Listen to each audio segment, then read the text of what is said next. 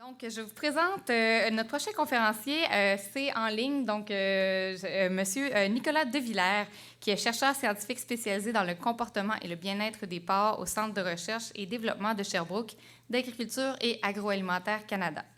Ses recherches portent sur plusieurs sujets liés au comportement et au bien-être des truies et des porcelets, incluant le logement et la régie des truies en lactation, le comportement maternel, l'évaluation de la boiterie, le développement comportemental des porcelets, le transport et la régie pré-abattage, les relations homme-animal et plus récemment, les systèmes alternatifs de production porcine. Donc, je laisse la parole à M. Devillers. Bonjour. Merci beaucoup pour la présentation. Je suis content de me joindre à vous. Moi, je ne vous vois pas, mais j'espère que vous me voyez bien et que vous voyez ma présentation.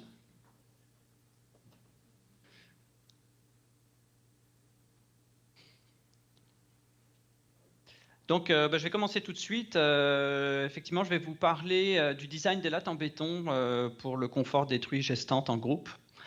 Ce projet est le fruit d'un travail de collaboration de l'Université du Manitoba avec Agriculture Canada et donc a impliqué 3 différentes équipes. L'équipe de Laurie Connor en sciences animales donc à l'Université du Manitoba, l'équipe de Chiang Jiang en génie des biosystèmes aussi à l'Université du Manitoba et mon équipe en comportement et bien-être au centre de recherche de Sherbrooke d'Agriculture Canada. Et donc, comme vous pouvez le voir, ça a été un projet assez important qui a impliqué beaucoup de monde que je remercie ici pour leur travail. D'abord, en introduction, je voudrais d'abord souligner en quoi le sol en élevage est important. Le sol, d'abord, c'est un élément de confort pour les animaux. Au niveau du type de surface, qu'on soit sur des surfaces dures ou qui soient plus molles, au niveau de la régulation de la température des animaux avec des sols qui sont plus ou moins frais et de la localisation des activités, puisque, comme vous le savez sans doute, les cochons vont pas dormir là où ils mangent ou là où ils font des déjections, etc., s'ils en ont l'occasion. Et puis le sol, bien sûr, c'est un élément de propreté, en fonction du drainage ou de l'absorption qu'il peut faire des liquides. C'est un élément extrêmement important pour l'hygiène et la propreté de l'élevage, et aussi pour la qualité de l'air, puisqu'en fonction des types de sols, on va avoir des impacts sur la quantité d'ammoniac dans l'air, la quantité de poussière, la température. Puis par exemple, avec les sols lattés, on peut avoir donc des courants d'air qui passent au travers des lattes et à travers de tout ça aussi avec la gestion de la ventilation. Donc le sol est vraiment un élément crucial dans les bâtiments. Et donc on a différents types de sols et en fonction de ces sols, effectivement, on ne va pas avoir les mêmes avantages ou les mêmes inconvénients, qu'on soit sur du béton plein, du béton latté ou des systèmes avec de la litière. Alors maintenant, quels sont les risques liés au sol pour les animaux? Déjà, en ce qui concerne par exemple les sols lattés, on peut avoir des risques de blessures puisque les ongles peuvent se retrouver emprisonnés par exemple dans un interstice entre 2 lattes et éventuellement se faire arracher. On peut aussi avoir des problèmes de lésions abrasives si on a des sols qui sont très rugueux, très durs. Bon, quand les animaux sont couchés dessus, ils peuvent se frotter et avoir comme ça des lésions aux épaules, au niveau des articulations ou en dessous de la patte. On peut avoir des problèmes de boiterie, des problèmes articulaires qui, eux, sont plus liés à la dureté ou à la mollesse du sol. Quand on a des sols qui sont trop durs, c'est dur sur les jointures. Quand on a des sols qui sont trop mous, on peut avoir à l'inverse ou des marches ou des choses comme ça, des obstacles. On peut avoir des problèmes de torsion des membres qui peuvent entraîner donc plutôt des risques euh, c'est ça, de torsion. Là, je ne retrouve plus le mot. Les risques aussi sont, ou les risques, c'est les reliés au confort thermique, comme j'en ai parlé tantôt. Donc, les sols sont plus ou moins chauds et ils vont plus ou moins contribuer à la circulation de l'air. Et enfin, au niveau de la santé des animaux, donc un sol qui ne favorise pas une bonne hygiène va pouvoir au contraire favoriser les infections quand il y a des lésions puis des blessures. Et s'il ne favorise pas une bonne qualité de l'air, on peut avoir plus d'incidence de maladies respiratoires. Du coup, quels sont les bons principes de design des sols? Déjà, les sols vont être utilisés en fonction des différents types d'activités des animaux. Donc, les animaux vont favoriser des sols frais et plutôt lattés pour leur déjection. Ils vont préférer un sol plein pour le repos. Et lorsqu'il fait chaud, ils vont chercher un sol frais, plutôt le béton, alors que quand il fait froid, ils vont aller chercher un sol plus chaud, comme de la litière, s'ils ont le choix. Donc là encore, dans la conception des sols et de la cohabitation l'habitation de différents types de sols, ça va évidemment jouer sur les activités des animaux et qu'est-ce qu'ils vont faire où. En ce qui concerne les sols lattés en particulier, le design des lattes en fait, cherche à trouver un compromis entre le confort des animaux et le drainage des déjections. Donc pour les animaux, il est important que la largeur de la latte soit assez grande pour que la patte puisse reposer entièrement sur la latte. Donc une patte, ça fait à peu près 6 cm de large, hein, une patte d'une truie multipare. La largeur de l'interstice entre les lattes, lui, ne doit pas être trop grand pour ne pas justement emprisonner les pattes ou les onglons. Et il doit être donc assez petit quand même. Et un onglon, c'est à peu près 25 à 30 mm, donc il faut qu'il soit plus petit que ça. Ça, c'est des principes de base. C'est les principes qui sont par exemple dans le code de pratique canadien sur quel devrait être le design des lattes. Le code de pratique ne prescrit pas de taille particulière. Et puis aussi, ce qui a été trouvé dans la littérature, c'est qu'il faut qu'un sol latté ait une perméabilité d'au moins 12%. Donc ça, la perméabilité, c'est le ratio d'espace libre, hein, donc les interstices par lesquels peuvent passer l'urine et les déjections versus l'ensemble du plancher. Donc il faut qu'il y ait au moins 12% de la surface du plancher qui permette le drainage. Si on regarde au niveau des normes, en Amérique du Nord, on n'a pas de normes particulières dans le sens qu'il y a des recommandations de principe, comme je le disais, comme dans les codes de pratique, mais il n'y a pas de normes sur des tailles minimales ou maximales de lattes et d'interstices. Le ratio qu'on trouve le plus souvent, c'est 5 pouces pour 1 pouce. Donc une latte de 5 pouces de large pour un interstice d'1 pouce de large, qui correspond à 125-25 mm. En Europe, par exemple, où il y a plus de réglementation sur les systèmes d'élevage et les bâtiments, ils recommandent un minimum de 80 mm de largeur d'une latte et un maximum de 20 mm de largeur pour les interstices. Et si on prend donc ces recommandations minimales, on est à 20%. Si les lattes sont plus larges, on baisse la perméabilité.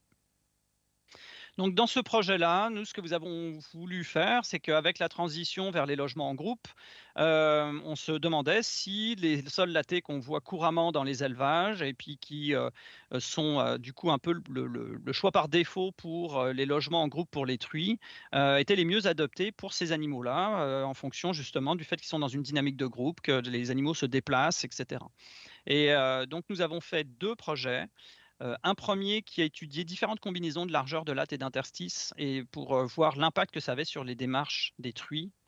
Et à partir de là, pouvoir sélectionner une combinaison de largeur de latte et d'interstices pour la comparer avec ce qu'on trouve le plus souvent, le ratio 5 pouces 1 pouce, et regarder l'impact dans un logement en groupe sur le comportement, les performances, les problèmes de boiterie et également la qualité de l'air ou la propreté du sol. Donc, je vais vous présenter les résultats de cette première partie. Donc, on a regardé des combinaisons de 3 largeurs de latte, de 85, 105 et 125 mm de large, avec 3 largeurs d'interstices, 19, 22 et 25 mm. Donc j'ai mis les équivalents en pouces, si ça vous parle plus. On a installé ces lattes-là, comme vous pouvez le voir dans la photo du bas, dans un corridor dans lequel on a fait marcher les truies. Et on les a installés soit perpendiculaires à la direction de la truie, comme on le voit sur la photo, ou on les a mis en parallèle, puisque les animaux, quand ils sont dans un grand parc, ils peuvent marcher dans les 2 sens. Donc on voulait voir si l'orientation de la latte pouvait avoir un impact. Pour étudier la démarche des truies, donc nous avons utilisé 12 cochettes et 12 truies qui avaient, suite à une observation, un score de boiterie, c'est-à-dire qu'elles présentaient une boiterie. Pourquoi des cochettes et des truies boiteuses? Alors les cochettes, parce qu'en termes d'anatomie, c'est celles qui ont les plus petites pattes, donc on pensait qu'elles seraient les plus sensibles à des variations dans les changements de design de latte. Et les truies boiteuses, pour la même raison, sont des truies qu'on pensait plus sensibles à des variations, puisqu'elles ont des difficultés souvent de locomotion. Et on a fait de l'analyse cinématique, c'est-à-dire qu'on a filmé les truies, comme vous pouvez le voir sur cette vidéo, j'espère qu'elle passe bien. Je vais la repasser. On met des marqueurs réfléchissants sur la truie que vous pouvez voir. Alors, excusez-moi, je vais enlever le pointeur si j'y arrive. Donc, des marqueurs qui sont réfléchissants, qu'on éclaire et on filme. Les marqueurs sont sur les articulations et nous permettent du coup de mesurer, de quantifier la démarche de la truie avec un certain nombre de paramètres.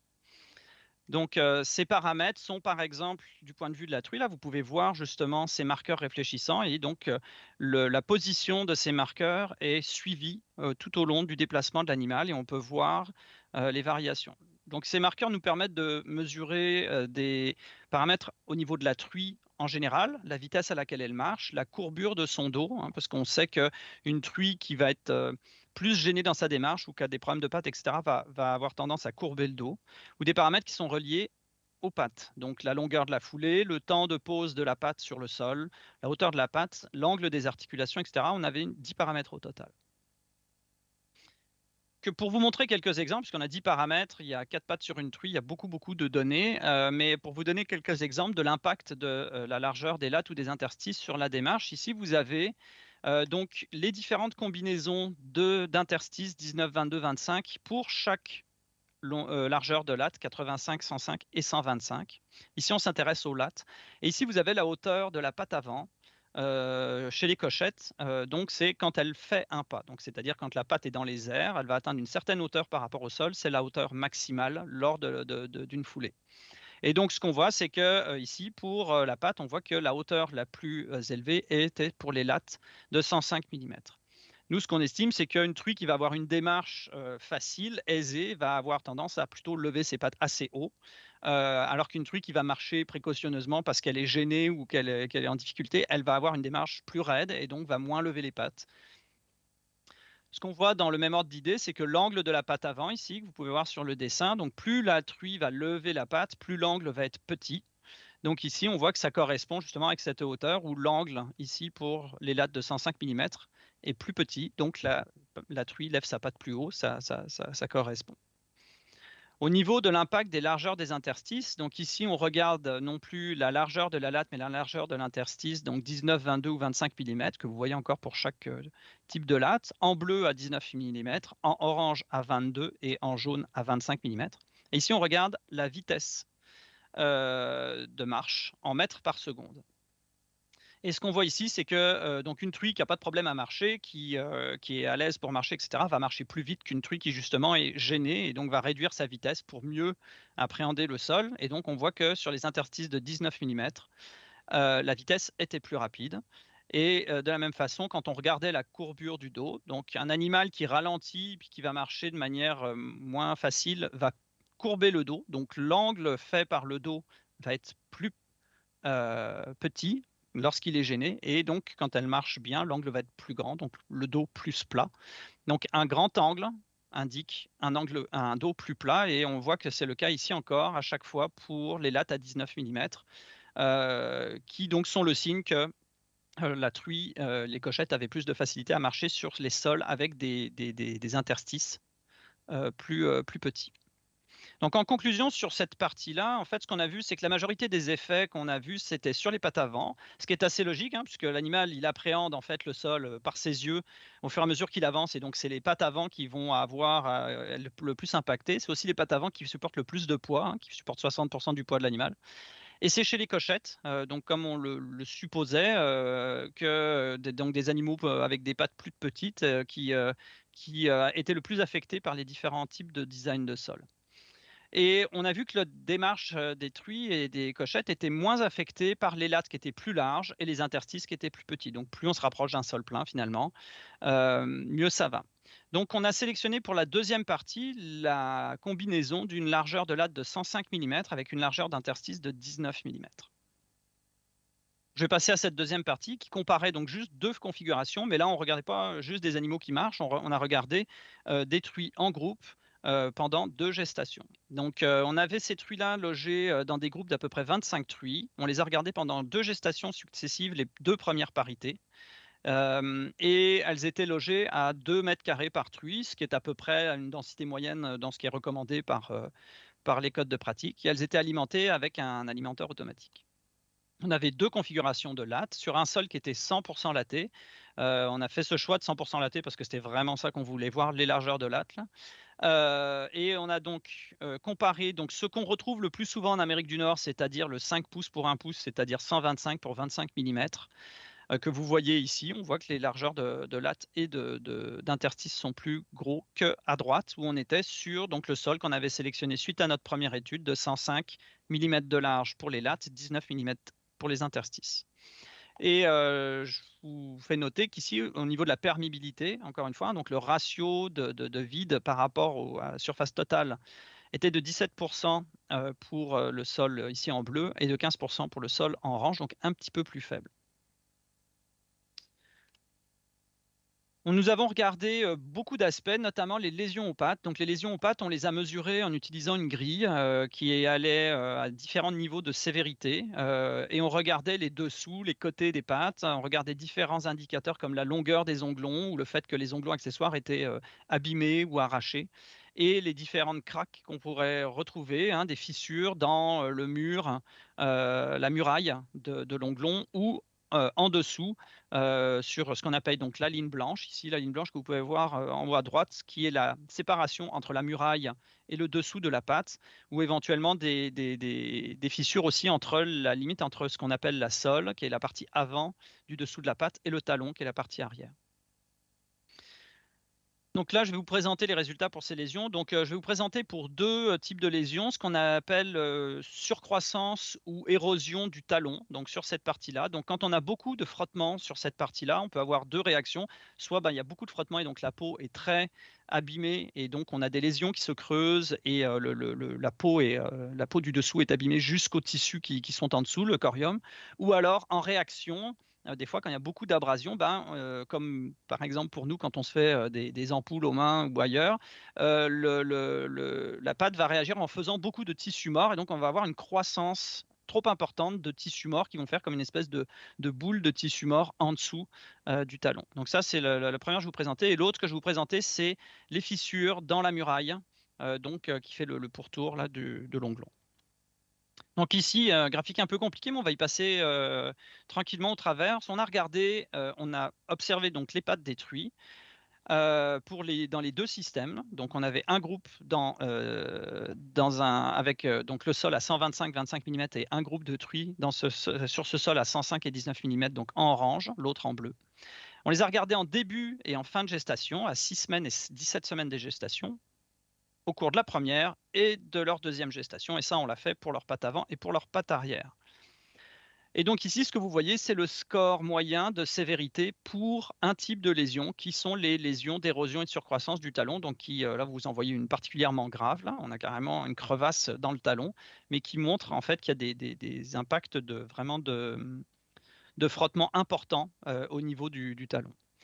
Ce qu'on remarque sur un graphique comme celui-là, alors la première chose, c'est vous pouvez remarquer que peu importe le type de sol, on a une augmentation de la gravité des lésions au cours de la gestation. Donc on voit que le sol latté, peu importe le design, augmente la gravité de ce type de lésion-là au cours de la gestation. Mais ce qu'on voit qui est intéressant aussi, c'est que au cours de la lactation, donc entre les deux gestations, on a une diminution de la sévérité. Donc les truies récupèrent lorsqu'elles sont en lactation, donc très probablement parce qu'elles ne sont pas sur le même type de sol, elles sont en cage, donc elles se déplacent moins et elles sont beaucoup plus couchées, donc ça laisse le temps à leurs pattes de guérir de leurs lésions. La deuxième chose qu'on peut voir, c'est qu'en moyenne, entre les pattes avant à gauche et les pattes arrière à droite, on a des lésions plus importantes sur les pattes arrière que sur les pattes avant.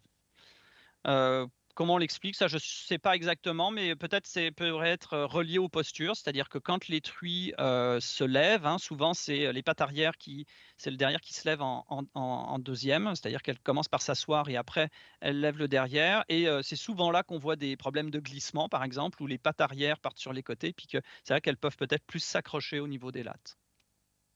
Et enfin, au niveau des traitements, ce qu'on voit, c'est que ici, quasi systématiquement, on a eu des lésions plus sévères sur le sol à 125-25 mm que sur le sol à 105-19 mm. C'est plus important en première gestation, que ce soit aux pattes avant ou pattes arrière. La différence est un peu moindre en deuxième gestation, mais elle est toujours significative. Si on regarde un autre type de lésion, c'est les fissures dans la muraille, comme vous pouvez en voir une ici. Là, on ne voit pas de récupération au cours de la lactation. Ici, vous avez le résultat juste pour les pattes arrière, parce que sur les pattes avant, on n'a rien vu. Par contre, on voit toujours donc un effet du type de sol avec le sol 125-25 mm pour lequel les truies ont des lésions plus sévères en moyenne. On s'est posé la question de voir donc c'est quoi l'impact de ces lésions en termes de boiterie. On a regardé 2 choses pour la boiterie. On a regardé des truies immobiles. Donc dans ce cas-là, on a passé les truies dans une cage une balance en fait qui mesure la distribution du poids. En fait, il y a 4 plateaux dans cette balance qui mesurent le poids appliqué sur chacune des 4 pattes et qui permet de mesurer si la truie enlève du poids d'une patte parce que justement elle a mal, ou si elle fait ce qu'on appelle du transfert, c'est-à-dire qu'elle va balancer son poids d'une patte à l'autre parce qu'elle est inconfortable. Donc elle essaye de minimiser la pression sur ses pattes et elle fait du transfert de poids en permanence. Donc, cette balance à 4 plateaux nous a permis de voir qu'on avait plus de transfert de poids entre les pattes arrière, que ce soit en kilos, en temps passé à faire du transfert, en amplitude de transfert de poids pour le sol 125-25 mm. Donc, ce qui correspond assez bien avec les lésions plus graves qu'on a vues, en particulier sur les pattes arrière. Par contre, quand on regardait la boiterie plus en dynamique, c'est-à-dire qu'on faisait marcher les truies et on leur donnait un score de 0 à 4, 0 étant une truie qui n'a aucun signe de boiterie, 4 une truie qui est non ambulatoire, et donc 1, 2 et 3 sont différents seuils de gravité de boiterie. On a vu qu'environ 15% des truies avaient un score supérieur à 0, donc qui présentaient une boiterie au moins légère, la majorité étant des boiteries légères, mais on n'avait pas de différence entre les 2 types de sols pour le score de boiterie. Au niveau de la performance et du comportement des truies, on a vu assez peu de différence entre ces 2 sols. Pour le comportement, il y a vraiment peu d'impact. Il y a quelques aspects comportementaux, de posture un petit peu qui ont été vus, mais c'est pas constant. C'est-à-dire que on le voit à un moment dans la gestation, des fois la première, mais pas la deuxième. Puis on n'a pas vu d'effet qui vraiment est significatif et constant dans le temps. Et au niveau de la condition corporelle, donc on avait regardé le gras dorsal et le poids. Globalement, les truies ont eu des résultats similaires également. Au niveau de la reproduction, assez peu de différence. On a quand même eu une tendance à avoir des porcelets sevrés, à avoir un peu plus de porcelets sevrés pour le sol 125-25, 0,4 porcelets de plus et 0,9 en première gestation, 0,9 en deuxième gestation. Et conséquemment, du coup, comme ils sont un petit peu plus nombreux, un poids de portée plus élevé au sevrage également, 8 kg en première gestation, 6,6 kg de plus en deuxième gestation pour le sol 125-25 mm. Enfin, en ce qui concerne la qualité de l'air, la propreté des truies, on n'a pas vu aucune différence entre les 2 types de sols. On a mesuré le taux d'ammoniac dans l'air, on n'a pas vu de différence. C'était variable entre 0,3 et 2,5 ppm parce que les 2 gestations n'ont pas eu lieu à la même saison, hein. La première était plutôt été-automne, alors que la deuxième en hiver-printemps. Donc la ventilation change et ça a des impacts pour la gestion de la température sur la quantité d'ammoniac, mais il n'y avait pas d'effet du type de sol. On a fait des analyses d'images pour détecter la proportion de sol qui était recouvert, comme vous pouvez voir ici en noir, par de l'urine ou par des déjections.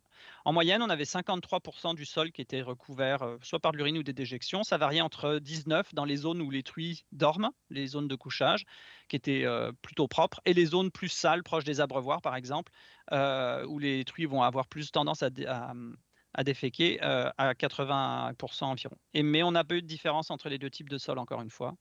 Et on a aussi regardé la propreté des truies, c'est-à-dire quel pourcentage de leur corps était propre ou sale.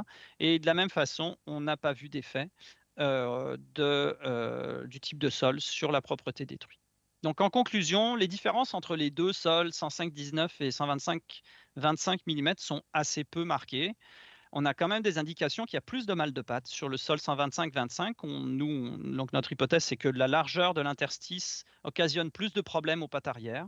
Ça a des conséquences sur, on l'a vu, sur les lésions et sur le fait de transférer du poids. Mais on n'a pas eu de conséquences, par exemple, ce n'a pas été majeur suffisamment pour avoir des impacts sur les performances des truies. Et au niveau de l'hygiène, par contre, malgré qu'on avait un sol qui était avec une perméabilité plus faible, avec 105-19, là, donc qui a priori aurait dû moins bien laisser passer les déjections, l'urine, etc., on n'a eu aucun impact sur l'hygiène et sur la qualité de l'air. Donc ça montre qu'on peut réduire la largeur de ces interstices sans avoir de conséquences négatives au niveau de la propreté. Bien sûr, ces projets-là ont été faits dans les conditions expérimentales, donc ça nécessiterait de valider en conditions commerciales pour vraiment voir ce qu'il en est avec une régie commerciale. Je vous remercie beaucoup pour votre attention. Je veux juste souligner que ce projet a été financé par le programme Cultivons l'avenir 2 et donc Soigne Innovation Port. Et maintenant, ça me fait plaisir de répondre à vos questions. Et si vous voulez me contacter aussi, vous avez mon adresse courriel ici.